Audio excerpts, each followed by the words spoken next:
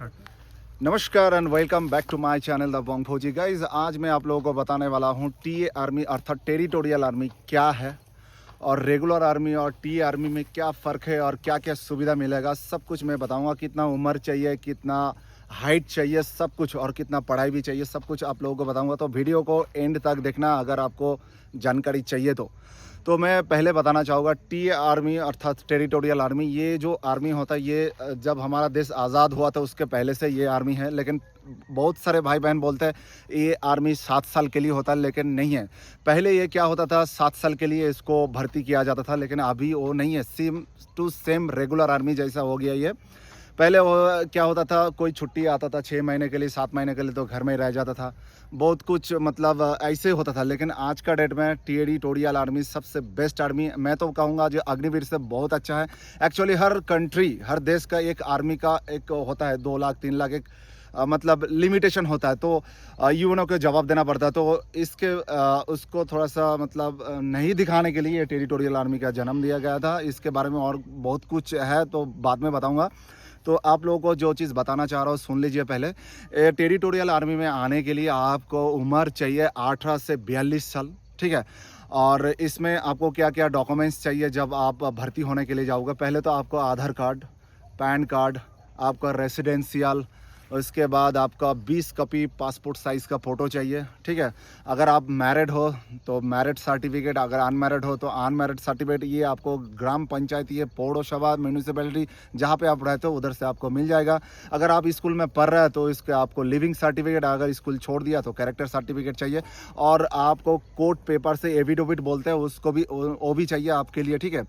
और इसमें जो चीज़ आपको लेके जाना है वो भीषण इम्पॉर्टेंट है, जो कि आपको इसको अटेस्टेड करना चाहिए। और जो आपको अनमैरिड वाला सर्टिफिकेट होगा उसमें आपको फ़ोटो चिपकाना हुआ, उसमें स्टैम्प भी होना चाहिए।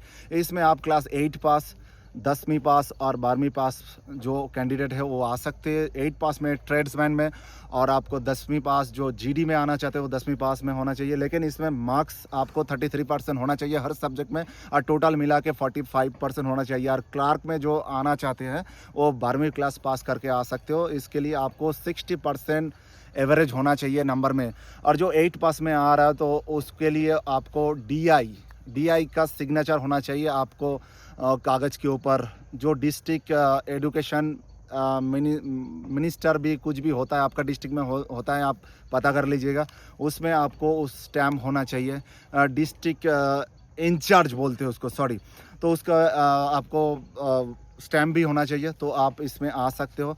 इसमें आपको जो 18 से 23 साल इसके अलग टाइम होगा रनिंग करने का, और 30 से 30 साल तक उसका भी अलग टाइम दिया जाएगा, और 30 से 42 साल तक जिसका उम्र होगा उसको भी अलग टाइम दिया जाएगा। तो इसमें बहुत ही अच्छा है ये नौकरी। आपको कैंटीन सुविधा और बाकी पेंशन सुविधा, मेडिकल सुविधा, हर तरह की सुविधा आपको मिल जाएगा। तो आपको टेंशन नहीं है। नवंबर को 27-28 तारीख को आपको इसमें आपका रैली है, तो रैली में इसमें 4 ग्रुप में बांटा गया है, तो ठीक है। तो इसमें बाकी दूसरा वीडियो में मैं डिस्कस कर दूंगा आपको क्या क्या करना पड़ेगा, कौन सा क्षेत्र से है आप, तो आप कमेंट कर लीजिएगा। और दूसरी बात ये है कि देखो 160 सेमी जिसका हाइट है वो आ सकते हैं आप लोग। काफ़ी दिन से बहुत सारे भाई बहन ऐसे है कि 18 से 21 साल तक आपको ये आर्मी का जो उम्र होता है, बहुत सारे भाई बहुत कोशिश किया लेकिन रेगुलर आर्मी में आपको नहीं हो पाया, कि अग्निवीर में भी नहीं हो पाया, तो इसमें बहुत सारे भाई दुखी हो जाते हैं। तो दुखी मत होना, तो आप इसमें टेरिटोरियल आर्मी में कोशिश कर सकते हैं। इसमें ज़्यादा उम्र दे दिया है, कोई चिंता नहीं है। और जो भाई और जिसके 33% नंबर नहीं है और टोटल मिला के 45% व 60% नंबर नहीं है, वो ओपन जो रविंद्र मुक्त विद्यालय होता है उसमें जाके आप एडमिशन लेके दोबारा माध्यमिक एग्ज़ाम दे सकते हो। देखिए अच्छा नंबर आपको उठाना है, उसके बाद आप रेगुलर आर्मी हो, अग्निवीर हो या टेरिटोरियल आर्मी है, इसमें आ सकते हो, ठीक है। तो इतना ही आप लोगों को बताना चाह रहा था, बस बता दिया। और अगर कुछ जानना चाहते हैं तो प्लीज़ कमेंट कीजिएगा, और नहीं तो हमारा इंस्टाग्राम में DM कीजिएगा। जय हिंद, जय भारत।